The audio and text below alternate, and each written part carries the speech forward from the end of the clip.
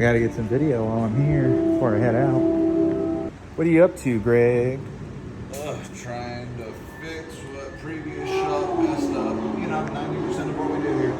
This is truth. So this was held together kind of like Anthony's was, with wood screws and other shit, causing all the OEM holes to Ripped apart, yeah.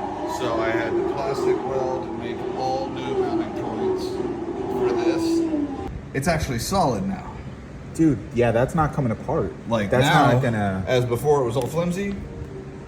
Yeah. This bitch ain't going nowhere now. Dude, that's so rigid. I mean, you saw when we fixed Kasumi's, we could move the bumper and the car would move. That's what I'm going with this one as well.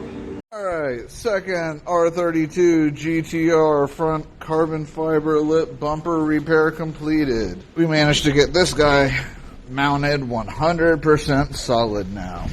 We're gonna go ahead and flip this guy around and look at all the reinforcements. So first we went through and plastic welded every single place where a nut or bolt used to be. We then used fender washers to dissipate the load across the newly plastic welded bumper pieces. It's not perfect. Unfortunately, there's not much that will be because of the amount of pure damage done by ripping through the first time after install. That being said, everything is mounted solid and picking up from the lip or from the bumper side.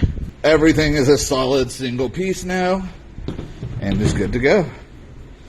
And that is how we put back together an R32 GTR bumper with a carbon fiber front lip.